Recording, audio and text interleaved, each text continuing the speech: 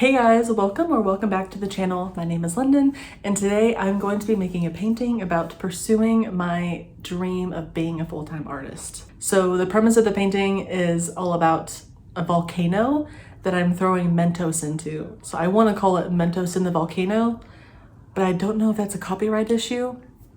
So I might not be able to do that. We'll see. I might have to just call it like minty thing in the volcano. Anyway, and basically it's kind of like those science experiments that you used to do like in elementary school or high school or whatever, where you have like a soda bottle and you put Mentos into that, causes a chemical reaction and it explodes. Lately, this has been going on for like the past year. Every time I've been taking a step towards this pursuit of being an artist, I will say that I put a Mentos in the volcano. If enough Mentos, get into the volcano, then eventually it'll explode. And so the painting is an exploding volcano, kind of like manifesting what I want to achieve. But anyways, without further ado, let's just get into it. So starting out with the thumbnails, I was trying to decide on which color scheme I would like the best. And I ended up deciding on this top right one, which is this like pinky orange kind of color scheme. Normally, I would be using reference pictures whenever I'm making a painting, but it's really hard to find a good reference for a volcano, and the references that I were finding were either copyrighted or were unfortunately made by AI, which I am not going to use. So I had to make up most of this in my head. Also, this paint was super runny, and then the next paint was really stuck in there and hard to get out. And they're both brown, and I just thought that was really funny. Anyways, moving on to the actual painting now. I'm starting off with the underpainting, which I just tone with some Gamsol, which is mineral spirits, basically, combined with some burnt umber. And I do that to transfer the thumbnail onto the canvas and also to tone the canvas, because starting out with just a blank white canvas makes adding in the colors later really difficult, because color theory wise, adding paint onto a white surface is going to be a lot harder for your brain to understand than if you had started with something toned. And for the first layer of paint, I also mix in some Gamsol just to thin it out. That way the paint dries faster. And the first layer of paint is really just to map out where you want the colors, and it'll also make the second layer of paint look more opaque. Because if there is any paint that you put on the second layer that is a bit thin, then you would still have the first layer of paint to shine through. That way you aren't getting just the burnt umber or the white of the canvas showing through. And not everyone does their paintings in 2 layers. There's definitely some people who do it in 1 layer, which for oil painting is called alla prima. I think if I'm saying that wrong, don't come for me. Okay, I'm sorry. So lots of people do just do it in 1 layer, and that's totally fine. There's no rules to painting. I just personally like to do it in 2 layers. I find that it works easier for me, and I've actually tried to work in just 1 layer before, and I can't get it right. I've tried multiple times, and I can't do it. So that's something I want to learn. I actually find doing in 1 layer is more difficult. This is the system that I use, and it's been working for me, so... Also, I just wanted to say that I'm really sorry about how this footage looks. I promise it goes back to normal later. I film with my iPhone, and I think what's happening is every time my hand comes into frame, it tries to autofocus on my hand, and then it does this weird zoom in, zoom out kind of thing. So please bear with me. I am still new at this and still learning, and so next time it will be better. Or at least I hope. I will have to figure out the iPhone camera settings to figure out why it's doing that and to stop it. If anyone knows, please let me know in the comments. Thank you.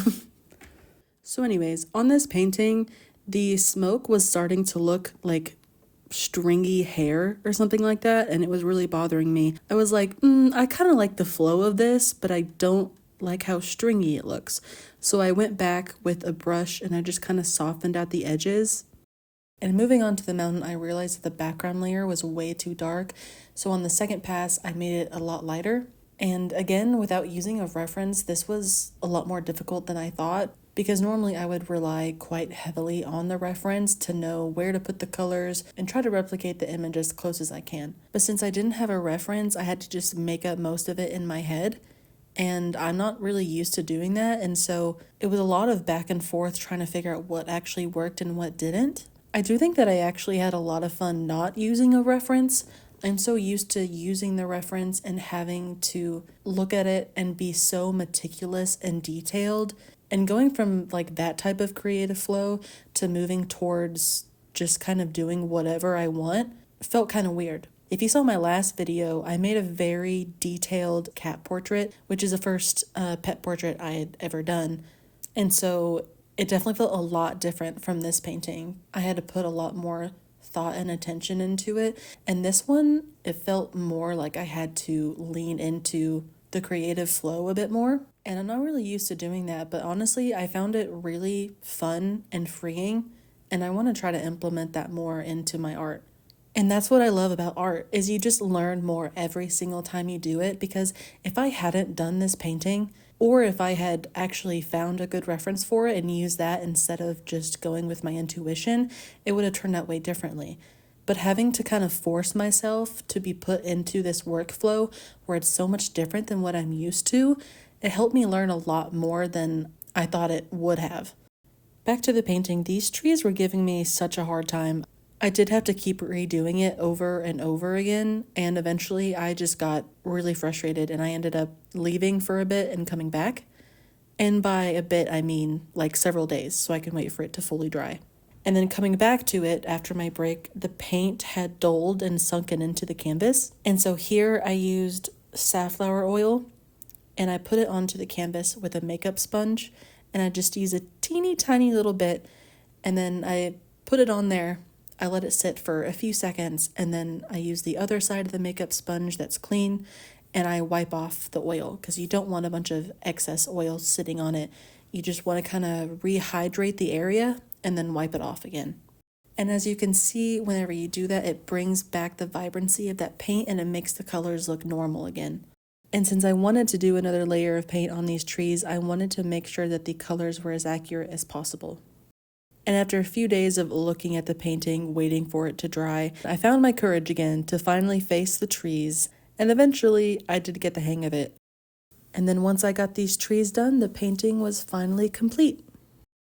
Okay, and here we are. The painting is all done.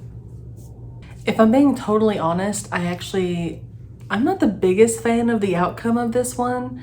I am so happy that I made it, and it still does have a lot of sentimental value to me, but something about it just, it just isn't right. I don't know how to explain it. I think it's the color scheme. See how the pinks and the warmer reds and yellows, it doesn't vibe. It's definitely grown on me because it's been a few weeks since I've made it. During those few weeks, it's been on my wall, just sitting there staring at me. The longer I look at it, the more I like it. If I had redone the colors, then I think I probably would have liked it. Maybe I'll go back and try it again, and maybe on a different canvas instead of a circle, because the circle also composition wise, I don't know, it kind of throws me off. But I digress. I'm so happy that I made it, and you live and you learn, you know? So thank you so much for being here. I really appreciate you. And if you want to be a Mentos in the volcano, please like and subscribe and follow along for my journey to make the volcano explode. So yeah, thanks for being here again, and I hope to see you next time. Bye.